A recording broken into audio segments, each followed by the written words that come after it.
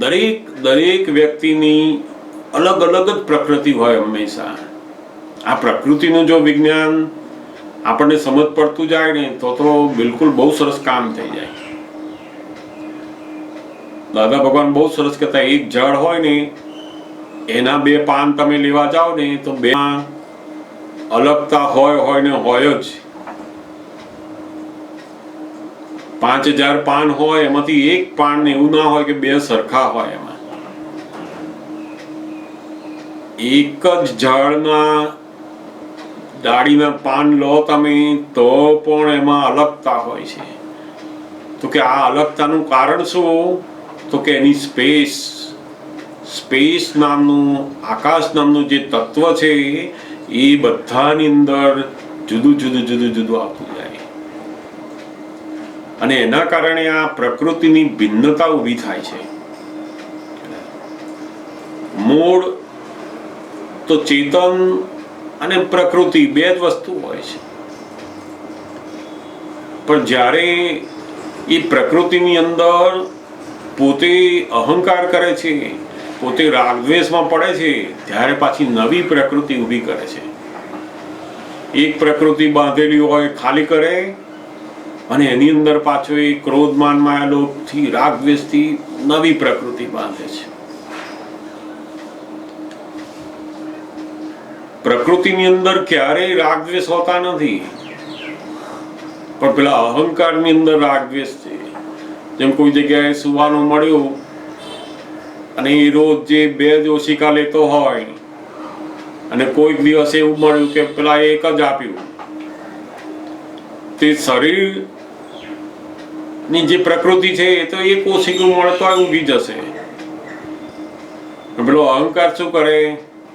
આટલું ખબર નથી પડતી, મારે તો 2 જોઈએ જ ભાઈ, આવું ફાવે નહીં, આવું કેવું કહે છે. તે અહંકાર શું કરે છે? દ્વેષ ઉત્પન્ન કરે છે કે આ એક કઈથી આવ્યો, અમને એક ક્યાંથી આપ્યું, બીજું આપ્યું નહીં, બીજું કહ્યું નહીં. અહંકારની અંદર અણગમો ઉત્પન્ન થાય અને અણગમાની ઉપર દ્વેષ આવે છે પછી. અને એ દ્વેષથી શું થાય? તો કે પાછો નવી પ્રકૃતિ બાંધે છે પાછો અંદર. જો પોતે અણગમો થાય પણ દ્વેષ ઉત્પન્ન ના કરે, ત્યાં સંભાવે નિકાલ કર્યો તો પેલો દ્વેષ ઉત્પન્ન થયો નહીં, પેલો અણગમો ઉત્પન્ન થયો પણ દ્વેષ ઉત્પન્ન ના થયો. જેમ આ ગાય છે, કૂતરું છે, બધા પ્રાણીઓ છે, તો આ બધાની પ્રકૃતિ કેવી છે? તો કે ઉકલતી પ્રકૃતિ છે. એમાં અહંકાર વગર. ગાય કોઈને શીંગડું મારે છે તો એમાં અહંકાર નથી, અને કૂતરું બચકું ભર લેતું હોય પણ અહંકાર નથી, રાગદ્વેષ નથી. માણસ કોઈને મારતો ના હોય પણ એ બેઠો બેઠો રાગદ્વેષ કરતો હોય ને એનાથી જે બંધાય છે. એટલે જ દાદા ભગવાને કહ્યું કે આ જગતમાં કોઈ પણ ક્રિયાથી, શરીરથી, મનથી કે વાણીથી કર્મ બંધાતા નથી. કર્મ શેનાથી બંધાય છે? તો કે પોતે રાગદ્વેષ કરે છે, પોતે કરતા થાય છે, માટે નવા કર્મ બંધાય છે. હાથથી કર્મ નથી બંધાતા, પગથી નથી બંધાતા, આંખથી નથી બંધાતા, બોલવાથી નથી બંધાતા, મનથી પણ નથી બંધાતા. આ તો મન વચન કાયા જે પ્રકૃતિના છે એ તો જેવી બાંધેલી છે એવી ઉકળે છે. લોભી હોય ને તો એની જે પ્રકૃતિ હોય ને, ગમે તેટલું જ્ઞાન જાણતો હોય ને, પણ પેલી પ્રકૃતિ જે બાંધેલી હોય ને એવી જ ઉકળે. દાદા ભગવાન કહેતા ને અમારી પ્રકૃતિ કેવી છે? તો કે પોતાના માટે બિલકુલ ઝીણી પ્રકૃતિ.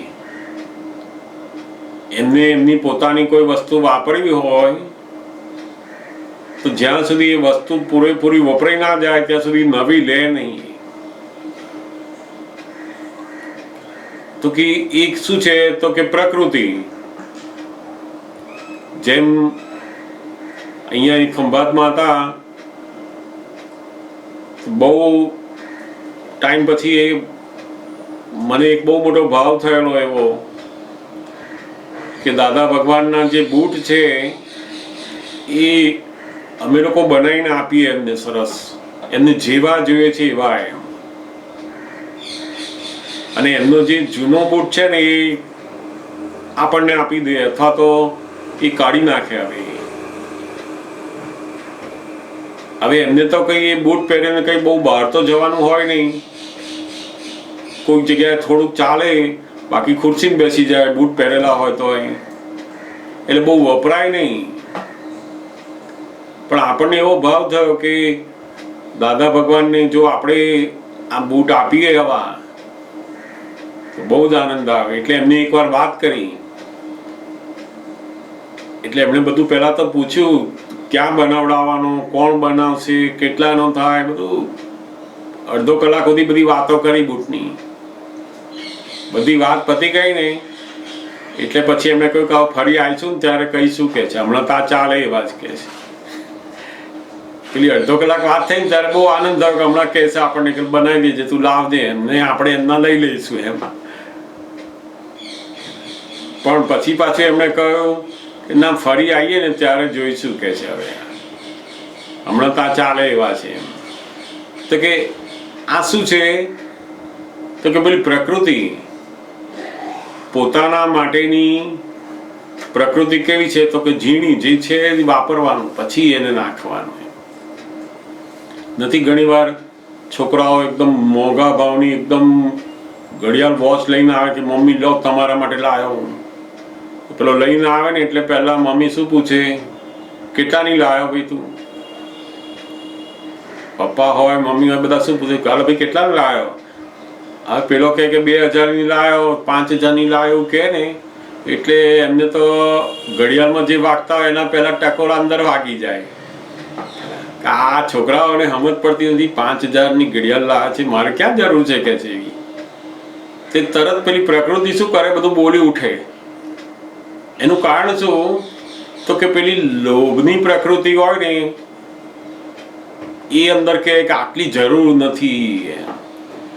અને છોકરાઓને મોહની પ્રકૃતિ નવી વસ્તુ જુએ કે આ સરસ મારા મમ્મીને લાગશે, મારા પપ્પાને આ બહુ સરસ લાગશે, લઈને આવતા રહે. એની મોહની પ્રકૃતિ અને આની લોભની પ્રકૃતિ આ બે ભેગી થાય. તે હવે જો પ્રકૃતિ સમજાય નહીં ને તો શું થાય, બંને વચ્ચે ઘર્ષણ ઊભું થાય. તને સમજ પડતી નથી પૈસા કેવી રીતે આવે, શું આવે, તે ઝઘડા શરૂ થાય. તો પેલાને દ્વેષ ઉત્પન્ન થાય અને મમ્મીની અંદર રાગ દ્વેષ ઉત્પન્ન થાય. પેલી ઘડિયાળ તો રહી પણ બેની પ્રકૃતિમાં શું થયું, રાગ દ્વેષ ઉત્પન્ન કર્યા. હવે અહીંયા દાદા ભગવાનનું જ્ઞાન કામ કરે છે. તો કે હવે એ લાવે ત્યારે પેલી પ્રકૃતિ તો ઊભી થશે કે આટલી મોંઘી, ત્યારે પેલી આજ્ઞા અંદર શરૂ કરવાની છે, કઈ સંભાવે નિકાલ કરવાનો છે. આ મોંઘી ને સસ્તી અંદર રાખવાનું તારે, પણ બહાર કહેવાનું બહુ સરસ લાવે બેટા, બહુ ગમી મને કહી. એટલે સંભાવે નિકાલ અહીંયા. એટલે આ સંભાવે નિકાલની આજ્ઞા એ પેલી જે પ્રકૃતિની અંદર દખલ કરતો હતો એ બધી બંધ કરવા માંડી એને. અને એ દખલ જેવી બંધ થઈ એટલે પેલી જૂની પ્રકૃતિ જે બાંધેલી છે ને એ ખલાસ થતી જશે. અને હવે આખી પ્રકૃતિ કેવી બનતી જશે, સહજ, સરળ, અનુરૂપ બધાને. એટલે ધીમે ધીમે ધીમે દાદા કે મારી જે આજ્ઞાઓ છે શું કરે છે તો કે પ્રકૃતિને ધીમે ધીમે ભગવાન જેવી બનાવતા જાય છે. અને જ્યારે પ્રકૃતિ એ પોતે ભગવાન જેવી થઈ જાય બરાબર, ત્યારે પછી છૂટા થઈ ગયા આપણે. જ્યાં સુધી હજુ પ્રકૃતિ એટલી ભગવાન જેવી નથી થઈ ત્યાં સુધી પેલી આજ્ઞા અંદર ગોઠવી એનો ઉપયોગ કરતા કરતા કરતા કરતા આપણે વ્યવહારમાં જતા જવાનું છે. એટલે આ બહુ છૂટતી વખતે જે પ્રકૃતિ સ્વતંત્ર છે એમાં આપણો કોઈ ઓપિનિયન નથી હોતો અત્યારે. પણ એની અંદર આપણે જે રાગદ્વેષ કરીએ એ નવો ઓપિનિયન મૂકીએ અને એમાં આપણે બીજ નાખીએ છીએ. એનાથી પાછી નવી પ્રકૃતિ બંધાય, બીજા ભવે એવી ઉકળે પાછી. બધી જુદી જુદી બાબતો હોય, માની પ્રકૃતિ હોય, લોભી પ્રકૃતિ હોય, મોહી પ્રકૃતિ હોય. કોઈ વસ્તુ જુએ ને તરત ગમી જાય, મોહવાળી પ્રકૃતિ. અને લોભી પ્રકૃતિ હોય તો લેબલ જોઈએ કેટલાનું છે ભાઈ, પછી ગમવાનું પેલું, પછી પહેલા નીચે ટીકડી જોઈ લેવાની કેટલાની છે. તો કે એની છાપું વાંચતો હોય ને તો જુએ કે સેલ કઈ આવ્યું છે, એ ન્યૂઝ ના જુએ. તો જેની જેવી પ્રકૃતિ છે ને એવું હોતે બધું. કોઈ ચોપડી આપો, છાપું આપો, કોઈ ટીવીમાં જોતો હોય પણ જુએ શું કે જેની જેવી પ્રકૃતિ છે એવું એને જુએ છે. અને સૌથી મોટી વસ્તુ શું છે તો કે આપણી પોતાની જે પ્રકૃતિ હોય ને એવી પેલાની કરવા જઈએ છે અને ત્યાં બધી માથાકૂટ થાય છે. પોતાને બહાર ફરવાનું ગમતું હોય ને 6 મહિના થયા કોઈ દિવસ બહાર નથી લઈ જતા. અરે પણ એમને એ રોજ બહાર જ જાય છે, એ ઘેર આવે ત્યારે શાંતિ થાય છે. અને તમે ઘરમાં રહ્યા હોય એટલે બહાર જવાનું હોતો.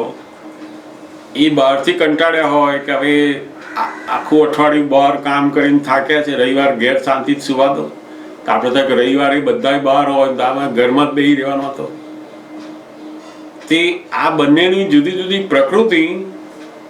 હવે ફરનારાની પ્રકૃતિને એવું કે મારી જોડે ફરતા નથી, અરે તેની પ્રકૃતિ છે.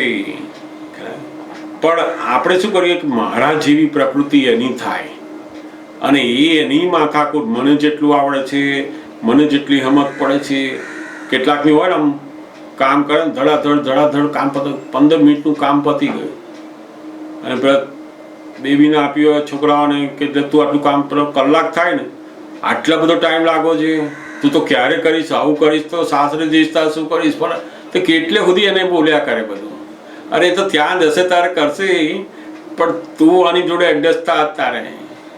પણ પોતે એટલી બધી સ્પીડીની પ્રકૃતિ છે, એને કોઈ પેલી ઠંડી પ્રકૃતિ વાળો આવ્યો ને તો એ ઘર્ષણ ઊભું થાય. આ મોટા ભાગનું બધું ઘર્ષણ શેનું છે તો કે પોતાની પ્રકૃતિને બીજાની પ્રકૃતિ જોડે એડજસ્ટ નહીં થવાથી આ ઘર્ષણ ઊભું થાય છે. અને એ ઘર્ષણમાં બહુ મોટા રાગદ્વેષ ઊભા થાય ને, એ નવી કારણ પ્રકૃતિ બંધાય છે એમાં, અને ફરી પાછી એ ઉકળે છે. આવું ચાલ્યા જ કરે છે. જાત જાતની પ્રકૃતિ. અને દાદા ભગવાને કહ્યું ને કે આ જગતમાં ચોરની પ્રકૃતિ, લુચ્ચાની પ્રકૃતિ, બધાની પ્રકૃતિમાં દરેકની પ્રકૃતિ ઉપકારી છે. જેમ આપણે ઘરની અંદર પાણી આવતું હોય, ચકલી ઉપકારી છે, તો પાણી જવાની ગટર છે એ ઉપકારી છે. બંને ઉપકારી છે. ઘરના માટે બે કામનું છે.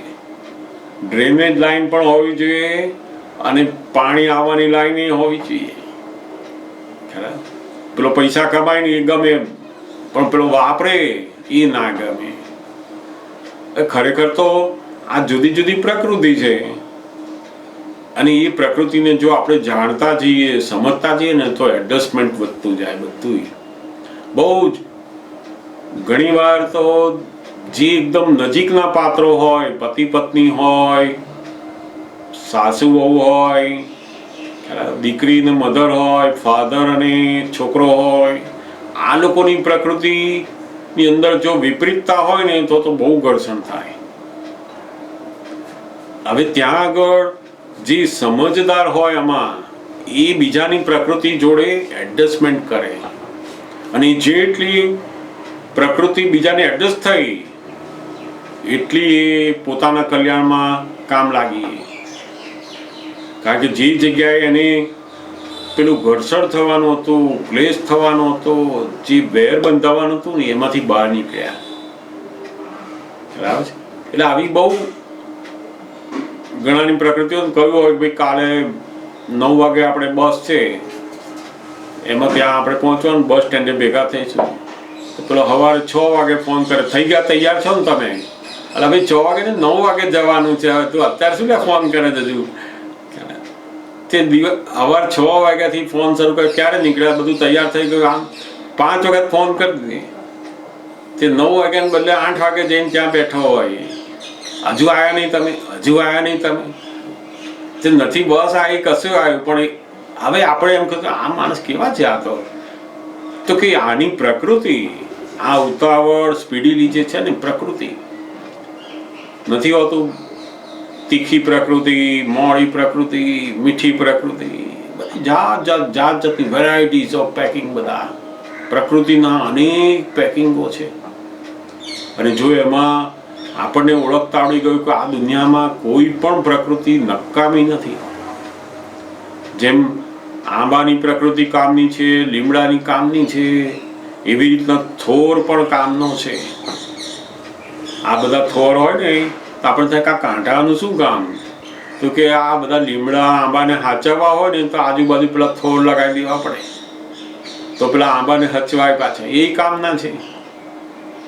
એટલે જ્ઞાની એ પણ પોતાની પ્રકૃતિને પૂરેપૂરી ઓળખ્યા અને પછી એ ઓળખાણ થયા પછી એ બીજાની પ્રકૃતિને પણ જાણે છે.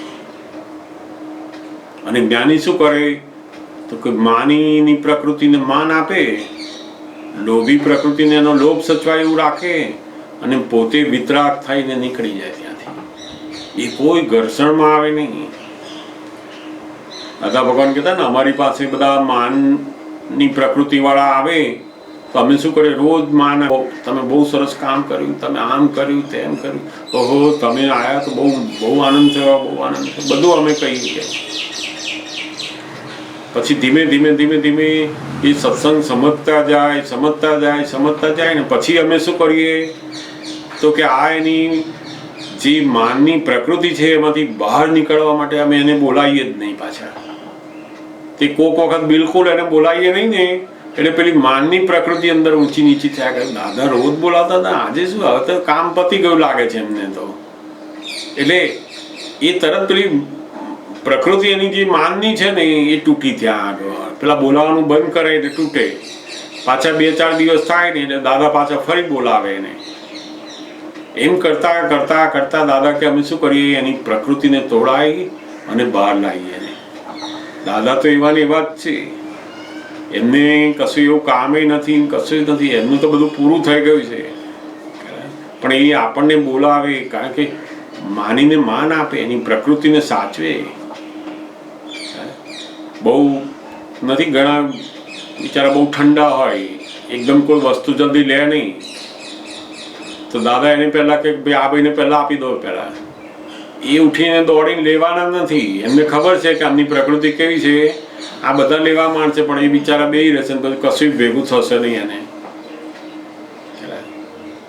ઘણી વાર નથી જમવાનું હોય તો પેલો કે પહેલા બધા તૂટી પડ્યા હોય, બિચારા કોઈ સીધા સાદા ઊભા હોય આમ શાંતિથી, તો પાછળ વાળા 4 જણા આગળ જતા રહે તો બિચારા ઊભા રહે, કારણ કે પ્રકૃતિ એવી એની. તો જ્ઞાની શું કરે તો કે વ્યવહારની અંદર જે ઢીલી પ્રકૃતિ હોય ને એને ધીમે ધીમે આગળ હેલ્પિંગ કરે, અને બહુ દોડતી પ્રકૃતિ હોય ને એને જરીક પાછળ ખેંચે, નોર્માલિટીમાં લાવે. એમની પોતાની પ્રકૃતિ પણ નોર્મલ થયેલી હોય અને જગતના બધા જ જીવો એમની હાજરીમાં આવતા હોય, એનું ધીમે ધીમે નોર્માલિટીમાં લાવીએ કે છે. એટલે આ બહુ પ્રકૃતિનું વિજ્ઞાન આખું જો ધીમે ધીમે સમજમાં આવતું ગયું તો આપણું પરમાત્મા પણ પ્રગટ થતું જાય છે. અને દાદા ભગવાને બહુ સુંદર, કોઈ આખી પ્રકૃતિ ની અંદર કોઈ પણ જાતની આ બધી ભૂલો થાય છે, બધી ટેવો છે, બધું જે કંઈ પણ છે, પણ એ પ્રકૃતિની અંદર છે, પોતાની અંદર નથી. એટલે જ્ઞાન વિધિમાં એક બહુ સુંદર વાક્ય બોલાવે છે કે પ્રકૃતિનો એક પણ ગુણ મારામાં નથી, મારો એક પણ ગુણ પ્રકૃતિમાં નથી, બંને સર્વથા જુદા છીએ. પ્રકૃતિના ઘણા સારા ગુણો હોય તો પણ એ આપણા નથી, બીજાને મદદ કરતા હોય, બીજાનું કામ કરતા હોય તો એ આપણા નથી. જો એને આપણા માનીશું તો પેલું શુદ્ધાત્માનું ગુણ ઉપર આવીશું નહીં, કારણ કે બધા પ્રકૃતિના ગુણો છે. કોઈ માણસ ઉદાર છે, શાંત છે, મદદ કરતા છે, હેલ્પિંગ નેચર છે, બધું પ્રકૃતિના ગુણો છે. તો પ્રકૃતિનો એક પણ ગુણ પોતામાં નથી, શુદ્ધાત્માની અંદર નથી, અને શુદ્ધાત્માનો એક પણ ગુણ પ્રકૃતિમાં નથી. બંને જુદા છે. એ સમજ સાથે આપણે આપણી પ્રકૃતિને જોતા જઈએ જ્ઞેય સ્વરૂપે, એમ ખાલી થતી જ જાય, થતી જ જાય, થતી જ જાય. એટલે બહુ ધીમે ધીમે ધીમે આખો દિવસ જો પોતે પોતાની પ્રકૃતિનું નિરીક્ષણ કરતા આવડ્યું તો બહુ મોટા સાયન્ટિસ્ટ થવા માંડે. આખો દિવસ તમે જુઓ, સવારથી ઉઠીને રાત સુધી દરેક વ્યક્તિઓ સાથે આપણી પોતાની જુદી જુદી પ્રકૃતિઓ ઉકલતી હોય છે. કોઈકને આ ગમે, કોઈકને આ કલર ગમે, કોઈકને અહીં મૂકવાનું ગમે, કોઈકને ફલાણું અહીં મૂકવાનું, અને આપણે આપણી પ્રકૃતિને અનુરૂપ બીજાને બનાવવા જઈએ ત્યાં બધા ઘર્ષણ થાય. આ પ્રકૃતિ એ શું છે તો કે પૂર્વ ભવે આપણે જે અહંકાર મૂકેલો એનું પરિણામ આવ્યું. અને હજુ આજે પણ જેની જેની અંદર અહંકારનું બહુ જબરજસ્ત પ્રભાવ હોય, અંદર એનું બળ હોય ને, તેની પ્રકૃતિ બહુ જડ હોય, જલ્દી વળે નહીં. તૂટી જાય ખરી પણ વળે નહીં. કેમ તો કે પેલો અહંકાર જોડાયેલો છે આ પ્રકૃતિ જોડે.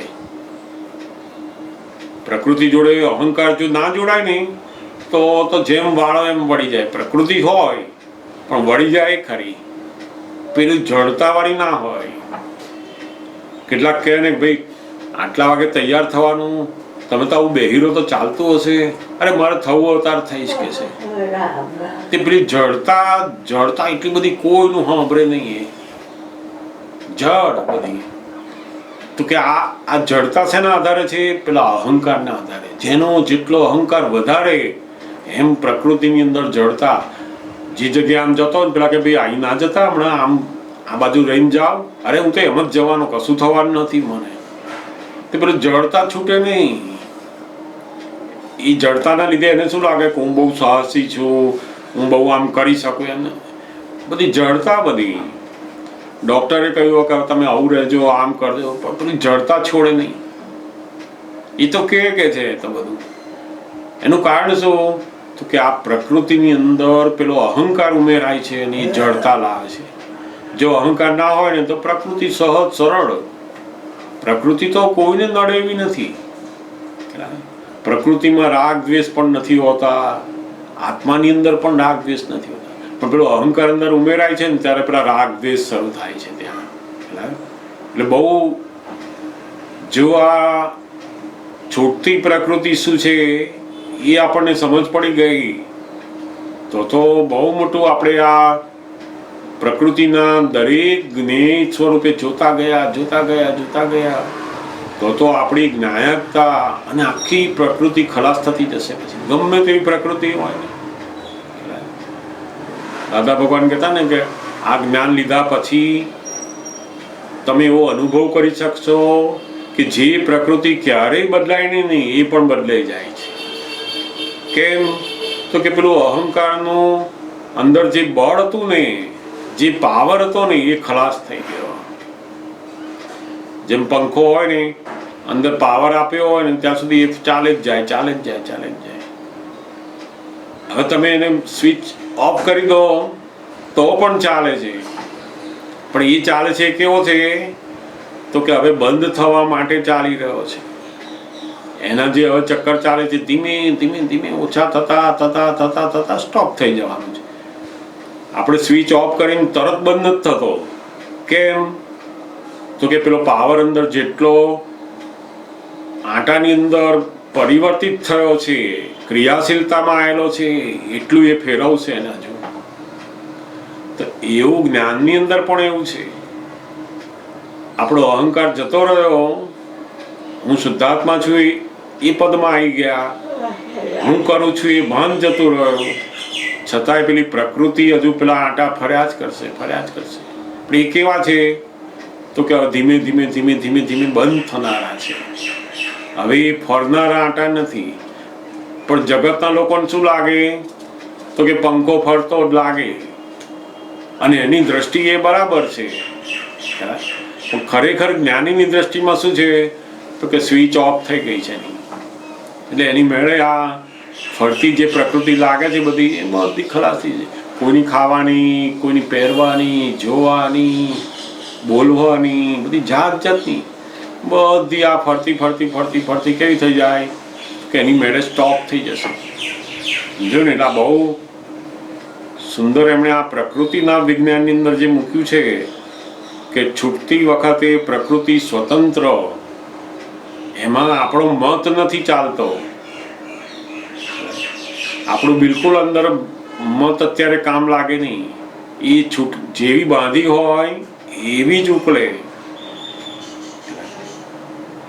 અને બાંધતી વખતે એ સ્વતંત્ર નથી. એ બહુ બહુ સુંદર આ પ્રકૃતિનું બંધારણ કેવી રીતે થાય છે એ દાદા ભગવાને અહીંયા રહસ્ય ખુલ્લું કર્યું છે. આ બહુ સુંદર વાત છે એમની, એમને સમજાવ્યું હશે. આના વિશે બીજી કોઈને વાત પૂછવી હોય તો પણ પૂછાય, અથવા બીજો કોઈ પ્રશ્ન હોય તો પણ પૂછી શકાય.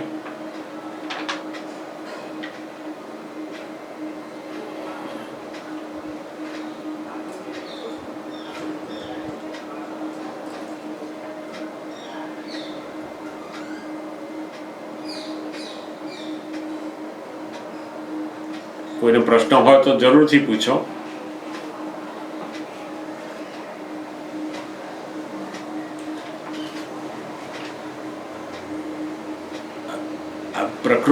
પ્રકૃતિના વિજ્ઞાનમાં મોટા મોટી જાગૃતિ હવે બીજી શું રાખવાની તો કે આપણે હવે જ્ઞાન પછી પ્રકૃતિનું ઉપરાણું લેવાનું નહીં. પાછું આ સાંભળીએ એટલે પછી કોઈની જોડે એડજસ્ટ ના થતી હોય પ્રકૃતિ, હવે એ તો મારી પ્રકૃતિ છે, એમાં મને શું લડ કરતું, તે એ ઉપરાણું લેવાનું નહીં. પાછું આપણે એવું કહેવું જોઈએ કે હા ભાઈ તને આ ના ગમ્યું એ મારી ભૂલ છે, એમ કે હું બદલી જ કહીએ. એટલે પ્રકૃતિનું ઉપરાણું ના લીધું તો એ પ્રકૃતિ ખલાસ થાય છે. જો તમે પાછું આ જ્ઞાનની સમજણથી એવો ઉપયોગમાં આવી ગયા કે પ્રકૃતિની અંદર ઉપરાણું લેવા માંડ્યા કે દાદા ભગવાને તો કહ્યું છે કે આ મન વચન કાયા ડિસ્ચાર્જ છે. એટલે ખાઓ પીવો ફરો જે બધું ડિસ્ચાર્જ છે. આપણે ક્યાં કહીએ જ છે, આપણે શુદ્ધાત્મા છે. આપણે તો તે આ જે બધા પ્રયોગ છે કેવા છે તો કે આપણે એના વિશેની યથાર્થતા અંદર સમજણ ફિટ થઈ નથી, અને પેલા વાક્યો શબ્દો બધા ફિટ થઈ ગયા, અને આપણે જેમ ઉપયોગ કરવા એમ આપણે કરે જઈએ. પછી પ્રકૃતિ રસ લેતી હોય છતાં પણ આપણે શુદ્ધાત્મા રહીને જાણતા હોઈએ તો છૂટા છો તમે. પણ આ તો જો તમારો રસ કોઈ લઈ લે ને હમણાં બહાર તો તરત અંદર દ્વેષ ઉભો થાય. માટે તમે પોતે અંદર રસ લો છો અને એ જોખમ વાળું છે. ત્યાં ભૂલ જોવી જોઈએ કે ઓ આ તો ભૂલ છે. આ તો એટલે બિલકુલ જે પ્રકૃતિ બીજાને દુઃખદાયક છે, બીજાને તકલીફમાં મૂકે છે, એવી પ્રકૃતિની અંદર આપણે એનું ઉપરાણું લેવાનું નહીં. દાદા કે આપણે ગમે તેટલા સાચા હોઈએ, ગમે તે હોઈએ, પણ એ વખતે પ્રકૃતિનું ઉપરાણું લેવાનું નહીં. કહેવાનું કે હા ભાઈ આ તે વાત કહી બરાબર છે, ફરી હું ધ્યાન આપીશ કહીએ તો જ એ પ્રકૃતિ પછી ખલાસ થશે. નહીં તો પછી ઘેર જઈને આપણે કહીએ કહો તારી પ્રકૃતિ ઉતાવળવાળી છે, મારી ધીમી છતાં સમજણ નથી પડતી, એટલી મારી પ્રકૃતિ બદલાય એવી છે જ નહીં, ધીમી જ છે. તે આવું આપણે ઉપરાણું લીધું તો પછી બદલાશે નહીં. એ તો બહુ મોટું જોખમ કર્યું હતું. એના કરતાં એવું કહેવાનું કે ઓ મારી પ્રકૃતિ ધીમી છે, બરાબર, હું તારા જેવું ઉતાવળ કરીશ કહીએ. બોલવાનું કેવું પેલું, અને ભૂલ જોવાની કહો આ એડજસ્ટ થતી નથી. દાદા ભગવાને અમને બહુ સરસ સમજાવ્યું કે જે પ્રકૃતિ બીજા સાથે એડજસ્ટ નથી થતી ત્યાં આપણે જાણવું કે આપણી ભૂલ છે. જે જગ્યાએ આપણે જઈએ, જેની જોડે રહીએ છીએ, એની જોડે મારી પ્રકૃતિ એની જોડે અનુકૂળ નથી થતી, તો ત્યાં આપણે સમજવાનું કે આ ભૂલ છે. અને ત્યાં આગળ આપણે પ્રકૃતિને જોઈ અને એની ભૂલોમાંથી બહાર કાઢવાની કે આવું નહીં, આવું હોવું જોઈએ. એટલે કે છે ને, જે પ્રકૃતિની અંદર બીજાને દુઃખ થાય એવી પ્રકૃતિ નીકળે છે વાણીમાં, વર્તનમાં, ત્યાં પ્રતિક્રમણ કરાવો. અને જો પ્રતિક્રમણ થયું તો એ પ્રકૃતિની અંદર, એ વર્તનની અંદર, એ વાણીની અંદર આપણો અભિપ્રાય ખસી ગયો. અને જો તમારો અભિપ્રાય ખસી ગયો તો તમે જોખમદાર નથી. પછી પ્રકૃતિના આધીન બીજાને દુઃખ થયું, પણ એ દુઃખ થયા પછી પ્રતિક્રમણ કરાવીએ છીએ. માટે આપણી પ્રકૃતિ કેવી થાય તો કે સંયમી થઈ કહેવાય. દુઃખ થયું છતાં પણ પેલી ભૂલ જોઈએ છે અને પ્રતિક્રમણ કરાવીએ છીએ. માટે પેલી પ્રકૃતિ ખલાસ થતી જશે ધીમે ધીમે. પણ જો ઉપરાણું લઈએ, મારો તો કઈ એવો ભાવ નહોતો, એ તો સંજોગ વસાત તમારો હિસાબ હશે થયો, મારે તો કઈ કરવું નથી. જો આ જ્ઞાનનો ઉપયોગ એવો થયો તો પેલી પ્રકૃતિની ભૂલ અને પ્રતિક્રમણ કરવાનું છે આખું ખલાસ થઈ જશે. એટલે ધીમે ધીમે ધીમે પ્રકૃતિ વધતા મોટી થતી જશે ને, એટલે ધીમે ધીમે અહંકાર ઉપર આવશે પાછી. આ તો બહુ જ સાચવવાનું કે દાદા ભગવાન એમનું જે વિજ્ઞાન છે, એમની જે આજ્ઞા છે, એમની જે સમજો છે, કેવી છે તો કે બિલકુલ પ્રકૃતિના ઉપરાણા માટે લેવાની જરૂર નથી. પ્રકૃતિને ભૂલ સ્વરૂપે જાણવા માટે છે. નહીં તો જો ઊંધું વપરાયું તો બધું પાછું આ જે અહંકાર કાઢી આપ્યો છે ને એ પાછો આવતો જશે ધીમે ધીમે ધીમે ધીમે. એટલે બહુ જ સમજવાનું. કોઈ ભૂલ બતાવે છે ત્યારે પ્રકૃતિની ભૂલ બતાવે છે ને એને સ્વીકાર કરવાની છે.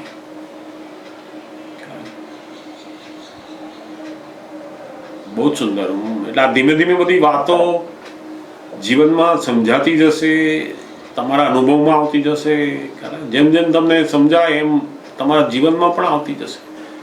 અને જેમ આ જાગૃતિ પ્રકૃતિના વિજ્ઞાનની તમે તમારા વ્યવહારમાં જોતા જશો ને, તમારું દેખાતું જશે બધું. બહુ સુંદર. શું રીનાબેનને કઈ પૂછ્યું?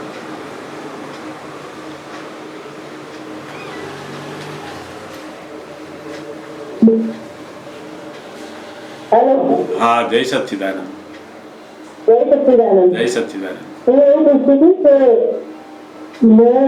માહીને કીધું, માહીને છે ને નવા ચપ્પલ લાવ્યા હતા, મારાથી જરાય જ નથી બહાર. તો એના પપ્પા એને લઈને ચપ્પલ લેવા ગયા, પણ ચપ્પલ મોંઘા લઈને આવ્યા. એટલે મારું પેલી લેજની તમે કહો ને પ્રકૃતિ આવી જાય કે તમે બહુ મોંઘી લઈને આવ્યા અને આપણે ખવાથી લઈને નાની પડી જશે, તમે એવું કર્યું જ છે અંદર. તો એ મેં એમની પ્રકૃતિ સાથે હા, એટલે હવે આ જે મોંઘા લઈને આયા 6 મહિના પછી નકામા થઈ જશે, એ પ્રકૃતિ બોલે છે. કઈ પ્રકૃતિ તો કે પેલી લોભ નામની પ્રકૃતિ હતી એ બોલે છે. હવે એ બોલ્યા પછી તરત આપણને દેખાય કે આ લોભની પ્રકૃતિ બોલી, એટલે તરત એને ફેરવવાનું કહો છે તો બહુ સરસ કહીએ, કઈ નહીં 6 મહિના પણ તું સરસ ગમ્યા છે ને તને તો સરસ છે કહીએ. એટલે પ્રકૃતિને જાણવાનું અને પછી એની અંદર સંભાવે નિકાલમાં આવવાનું પાછું.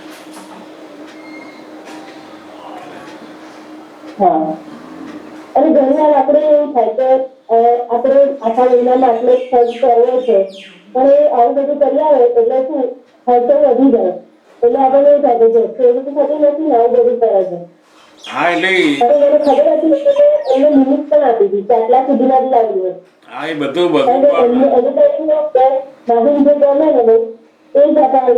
હા, એટલે એમની પ્રકૃતિમાં શું છે કે એને જે ગમે એ અપાઈ દઈએ. હા, એટલે આ જુદી જુદી પ્રકૃતિ, કેટલા પ્રયોગો ટકરાયા. જુદી જુદી પ્રકૃતિ, એમની પ્રકૃતિમાં શું પેલું લોભનું, અહીંયા લોભનું નથી. છોકરાનું વિશેષ છે કે એને ગમે છે શું, એમ એની ખુશી શેમાં છે. હા, એ તને અપાવવાનું હોય કે એમના માટે લેવાનું, પાછા વિચારે ઘર માટે. હા. હા, એટલે હા, તમે આ જુદી જુદી પ્રકૃતિ છે. આ દીકરી માટેની પ્રકૃતિ જુદી, વાઈફ માટેની જુદી, પોતાના માટેની જુદી. હવે અહીંયા શું કરવાનું છે તો કે આ આપણી પ્રકૃતિને આપણે જાણીએ ને, અને એ પ્રકૃતિને આપણે જ્ઞેય સ્વરૂપે જોવાની. કહો આ લોભની પ્રકૃતિ બૂમો પાડે છે બધી, એટલે તરત આપણે કહેવાનું કે એડજસ્ટ થઈ જાય. કહેવાનું બહુ સરસ લાગે કહીએ. પહેલા તો આવું બોલીએ તો ખરા, પણ પાછા અંદર દુખી થઈ અંદર. જ્યારે પહેરે ત્યારે લાવતા જ નથી આવડતું, આટલું કહીને મોકલીએ કોઈ ખબર નહીં પડતી. જેટલી વાર પેલી પહેરીને ખુશ થાય એના કરતાં આપણે આ આવું કરીએ એટલે આપણે દુઃખી થઈએ, અને પેલી પહેરનારને લાવનારને બધાને દોષિત જોઈએ આપણે. હવે શેના આધારે લે છે, એને શેના આધારે કપડાં મળે છે, પૈસા ખર્ચે છે, આ બધું શેના આધારે બની રહ્યું છે. અને આપણે નક્કી કર્યું કે આ મહિનામાં આટલા જ આવવાના છે, બીજા મહિનામાં વધારે આવવાના છે કે નથી આવવાનું, શી ખબર. એ આપણે તો એક સામાન્યપણે આપણો જીવન વ્યવહારના ગણતરી છે કે આટલું હોય ને આટલો ખર્ચો કરવો, પણ છતાંય એ વ્યવહારની અંદર જ્યારે ખરીદવા ગયા અને લઈને આવ્યા પછી શું કરવું, આયોજન કર્યા પછી બને છે શું તો કે આયોજન કરતા ઊંધું બન્યું. ત્યાં આગળ માણસે શું કરવું એ બહુ જ અગત્યનું છે. આયોજન કરવાનો વાંધો નથી કે આપણી આવક છે અથવા આપણું બધું સંચાલન બધું વ્યવસ્થિત સરસ ચાલે, છોકરાઓનું આપણું બધાનું, એ બધું જીવનનું આયોજન હોવું જોઈએ, કરવું જ જોઈએ. પણ કોઈક સંજોગો આવા ઊભા થાય કે જેમાં ખર્ચો વધી ગયો, અથવા એ પોતે ખરીદીને લાયા, તો એ વખતે આપણે શું એડજસ્ટમેન્ટ લેવું, અને આ સાના અધીન લઈને આવ્યા છે એ જો આપણને ખબર પડતી જાય ને આપણને કેમ નથી ગમતું, આપણી પ્રકૃતિમાં એવું શું છે, એ બધું જો સમજ પડતી જાય ને તો પછી સંભાવે નિકાલ કરવામાં સરળતા ઉત્પન્ન થાય. ધીમે ધીમે આપણને તો શું થાય તો કે આ પ્રકૃતિની અંદર એટલા ઊંડા જઈએ ને તો પછી અભિપ્રાય વાળી થઈ જાય કે આ જ્યારે ખરીદવા જાય ને ત્યારે એમને સમજ પડતી જ નથી, એમને કશું આવડતું જ નથી. તે બધું જ આવડતું હોય પણ આપણને પેલો અભિપ્રાય પડી ગયો એમના માટે. પ્રકૃતિ જોતા પ્રકૃતિમાં કરતા પણ હું આરોપ થઈ ગયું ને કે પેલો અભિપ્રાય ઉભો થયો પછી. સમજાય ને? આવા જ બધા વ્યવહારોમાં ધીમે ધીમે આપણે શું કરવું જોઈએ તો કે આપણે પેલો સંભાવે નિકાલ ઉપર આવવાનું. ત્યાં આગળ ફાઇલ નંબર 1 ને તો થાય મોંઘા લાયા, ખબર નહીં પડતી, હવે આખા મહિનામાં બીજી 2 વસ્તુ લાવવાની રહી જશે, એ ફાઇલ નંબર 1 માં બહુ કરે પાછી. એ પ્રકૃતિ છે ને, એ વખતે આપણે એને જોયા કરવાની કે ઓ રીનાની પ્રકૃતિ આ બૂમો પાડે છે, ત્યાં આગળ કહેવાનું કે બધું વ્યવસ્થિતના અધીન છે કે બે શાંતિ.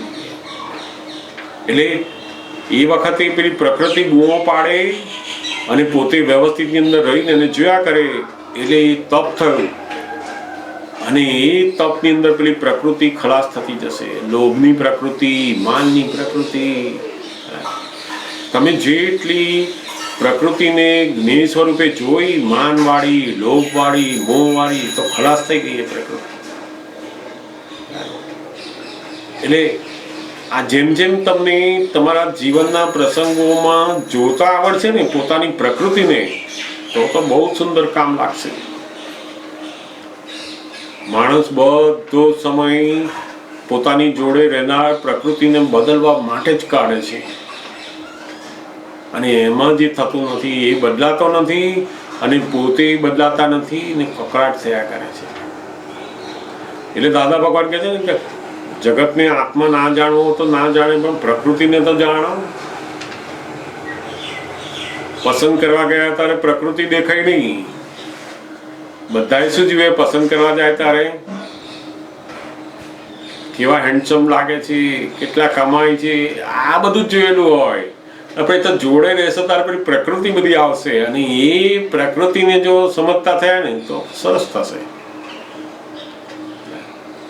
પણ આવું જે જ્ઞાન છે જીવન વ્યવહારમાં જે જરૂરી જીવન જીવતા શીખવાડે એવું એ ખબર જ નથી ને આપણને. દાદા ભગવાને આ બધું શીખવાડ્યું. જુદી જુદી જાતની ખરીદવાની, પહેરવાની, બોલવાની, બેસવાની, કામ કરવાની, અલગ અલગ પ્રકૃતિ બધી. અને એની સાથે આપણે જેટલા એડજસ્ટ થયા, સંભાવે નિકાલ કર્યો, એટલા આપણે પોતે ભગવાન થતા ગયા. અને દાદા ભગવાને તો બહુ સરસ આપણને ઉપાય બતાવ્યો કે કોઈની પ્રકૃતિ શું, આપણી પોતાની પ્રકૃતિને આપણે બદલી શકતા નથી, તો આપણે શા માટે બીજાની પ્રકૃતિને બદલવા જઈએ? આપણે આપણી પોતાની જે અમુક પ્રકૃતિ હોય ને એ ના બદલાય, તો બીજાની તો કેવી રીતે બદલાય? એટલે મોટા ભાગો મધર હોય ને તો એની છોકરીને હંમેશા એના જેવી બનાવવા જાય. જો હું કેવું ધ્યાન રાખું, જો હું કેવું કામ કરું છું, હું કેટલી ચોખ્ખાઈ રાખું છું. અરે એટલે દરેક મધર પોતાના છોકરાઓને, બાળકોને પોતાના જેવા બનાવે. બાપ હોય એ પોતાના જેવા બનાવવા જાય. એમાં છોકરાઓ પોતે પોતાની રીતે જ બનતા હોય છે, અને ત્યાં પાછું ઘર્ષણ થાય. મારી જોડે રહી આટલું શીખવાડ કરે, પણ તું શીખી નહીં, આટલી ચોખ્ખાઈ આટલું કરતા ના આવડે. તે આખો દિવસ હવે એને ચોખ્ખાઈ કરતા નથી આવડતું, પણ આપણને એની પ્રકૃતિને સમજાવવાની રીત પણ આપણને નથી આવડતી. એની પ્રકૃતિમાં એનો અહંકાર ઉભો થાય ને એવું આપણે કરીએ છીએ, અને એ અહંકારથી શું થાય છે? વેર બાંધે છે આપણી જોડે. તું કહીશ ને તો કહીશ જ નહીં, આખો દિવસ મને આ કરાય કરે, તું મને આમ નથી બેસવાનું, સહેજ મોબાઈલ લઈને બેઠી હોય બૂમો પાડે છે, સહેજ ફલાણું ફ્રેન્ડ જોડે વાત કરું બૂમો પાડે છે. એની અંદર દ્વેષ ઊભો થઈ જાય છે. મા બાપ એ છોકરાઓ માટે એટલું બધું સારું કરવા માટેનું હોય, પણ એ સારું કરવા માટેનો અહંકાર એટલો બધો છે ને કે પેલી સામે અહંકાર ઊભો થાય અને એમાં દ્વેષ ઊભા થાય છે, વેર બંધાય છે એમાં જ. એટલે દાદા ભગવાન કે અમે અમારી પ્રકૃતિને સંપૂર્ણપણે જાણતા થયા, અને એવી પ્રકૃતિ થતી ગઈ કે કોઈ પણ જીવને નડતર રૂપ નથી. કોઈ પણ સમયે જેવા સંજોગો આવે ને એવી રીતના અમારી પ્રકૃતિ વર્તે છે. જેમ દરિયાની અંદર પેલી હોડી હોય ને, આમ મોટો આમ ઊંચો ઢાળ આવે ને એનો, એટલે હોડી કેવી આમ ઊંચી એની મેળે થાય, પાછું નીચી જાય તો નીચી જાય આમ એની મેળે. જેવા એના મોજા વેવ્સ ચાલતા હોય એ પ્રમાણે હોડી એને એડજસ્ટ થઈ જાય. જો પેલી હોડી એને અપોઝિટ થાય ને તો પેલા પાણીના વેવ્સ એને હોડીને હવ તોડી નાખે. તો કે અમારી પ્રકૃતિ કેવી થઈ ગઈ કે આ હોડીની જેવી. એમ જેવા સંજોગો આવે નીચા ઊંચા એમ ચાલે જ જાય. એટલે બાળક જોડે, યુવાન જોડે, વૃદ્ધ જોડે, બધા જોડે અમારી પ્રકૃતિ પેલા વેવ્સની માફક ચાલ્યા જ કરે એની જોડે. સરળ, સહજ અને એવી પ્રકૃતિ ને જગતના લોકો શું કે ઓહો બહુ ભગવાન જેવા માણસ છે. પેલો ટાઈમ 11:30 થયા હોય, જમવાનું ક્યારે કરવાના? તો બૂમાબૂમ કરતો હોય તો કોને ગમે? તો જે પ્રકૃતિ બીજાને દુઃખરૂપ છે, નડતરરૂપ છે, એ કોઈ પ્રકૃતિ ગમે નહીં. દાદા કે ખાલી એટલું જ આવડે ને કે પોતાની પ્રકૃતિને બીજાની કેટલી નડતરરૂપ છે એટલી જ જો કાઢ નાખે ને, એના ઉપર ધ્યાન આપી દે ને તો બહુ મોટું કામ થઈ જાય. એટલે ધીમે આ બધી સમજણ આવતા શું થશે તો કે આખી પોતાની પ્રકૃતિની ઓળખાણ થતી જશે. અને એ ઓળખાણ પછી આપણે એનો સંભાવ્ય નિકાલમાં આવવાનું કે આ પ્રકૃતિને જાણવાની પણ બહાર બોલવાનું શું બહુ સરસ લાગ્યું હતું, મને પણ બહુ સરસ ગમ્યું. કહીએ આપણે પહેલું વાક્ય કયું બોલ્યું, કેટલાનું આવ્યું, આટલું લાવવાની જરૂર નહોતી, એ બોલીએ છીએ. એવું નહીં, પહેલું વાક્ય પેલું બોલો, તને ગમ્યું કહીએ કે હા મને ગમ્યું, બહુ સરસ, મને ગમ્યું કહીએ. પછી એને કહો કે કેટલાનું આવ્યું, તું આટલાનું લાવ્યો તો ચાલે કે નહીં, એને સમજણ આપો. તમે એને એવી દ્રષ્ટિ આપો કે મારે શું ખરીદવું જોઈએ, શું ના ખરીદવું જોઈએ, એને પોતાને સમજણ આપો. એવી આ મોંઘું છે, ના લાવવું જોઈએ એવું તો બધા કહે છે. એના કરતા એને સમજાવો કે મોંઘું શું કહેવાય, કેવી જરૂરિયાત છે, શું હોવું જોઈએ, એ સમજાવવાની જરૂર છે.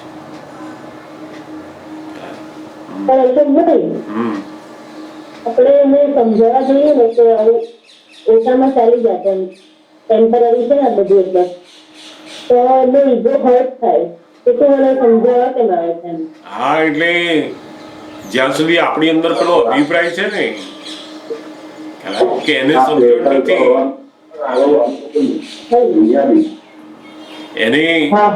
એને સમજણ નથી એવો આપણો અભિપ્રાય હોય ને ત્યાં સુધી આપણે સમજાવજે તેનો અંદર ઊભું થાય, અહંકાર ઊભો થાય, મને ખબર છે તું કેમ કહે છે.